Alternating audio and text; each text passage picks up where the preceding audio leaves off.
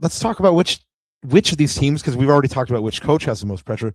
Which of these teams has the most pressure? And I think, they have pressure to varying degrees and in different ways, but I think each one has, a different level of pressure. So I'd like to get your guys' opinion.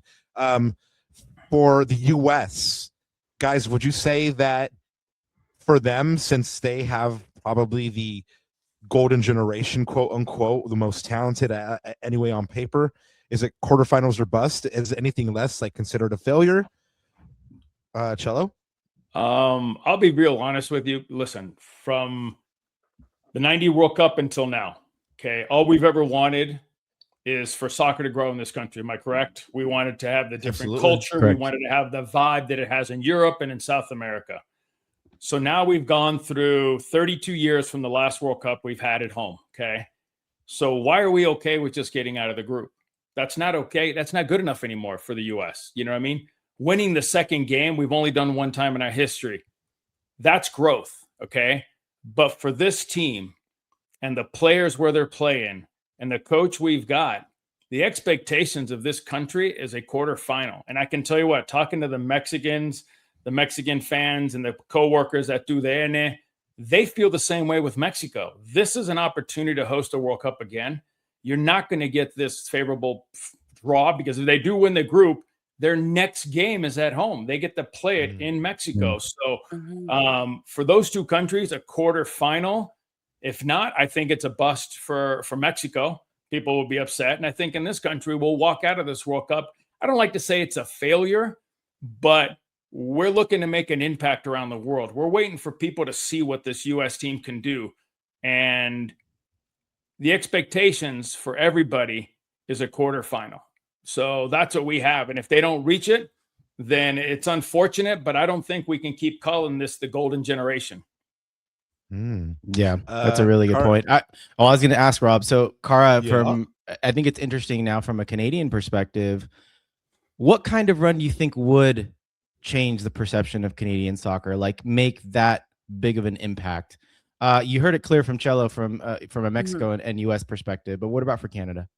I think a dominant performance in the group stage, a win in the round of 32, and making it to the round of 16 would be absolutely massive for soccer in Canada. Just to have that many games in a World Cup for Canadians to be able to watch their team in would be huge, because again, I said they've never won a game. They've only ever scored one goal in a World Cup. So, and there's a chance here for them to even win this group. That's a real possibility to me. So that would be huge. That would change everything for soccer in the country. And, you talk about growth, that would be it right there. Just Canadians getting to watch 5 games in a World Cup from their Canadian team. So, I don't think anybody expecting them to win.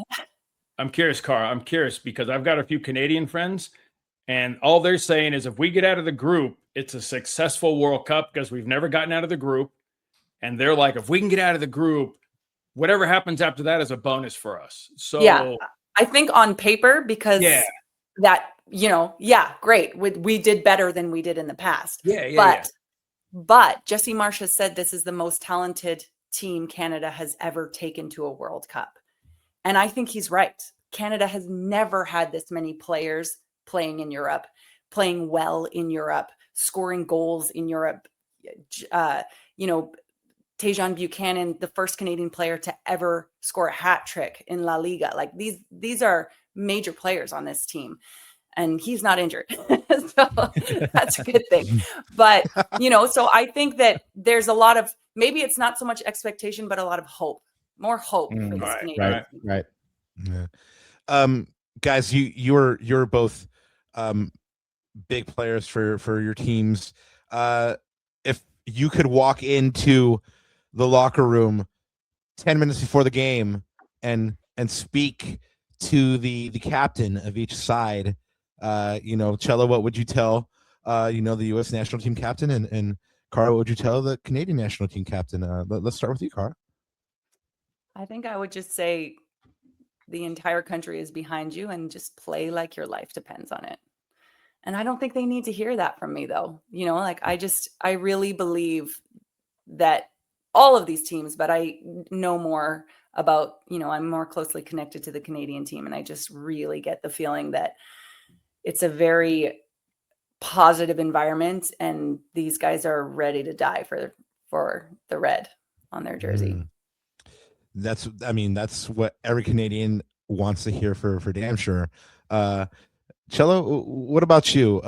You got a minute. I wouldn't say anything because I'd walk in the locker room, they'd think I'm the equipment manager or something. So, you know, so I don't even think they know who we are. So, no, I'm kidding. Here's the deal. I don't think you need to say anything. And here's why. Because Mexico, Canada, and the U.S. are playing at home. They know the importance of playing in a World Cup at home. They'll never get that opportunity again. So when you walk out on that field, you're going to hear those fans screaming and yelling for that team. That stadium's going to be electric. You're going to get goosebumps. Your heart's going to start beating so fast that it'll go from an 80-something in the locker room to about 130, 140 when you step onto that field, okay? So what can I say to these players that are going to motivate them? Nothing. They know what it's like. They've played in a World Cup. They know that sensation of when the fan gets behind you.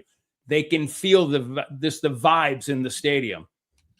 The only thing you would say to them is smile and enjoy the day.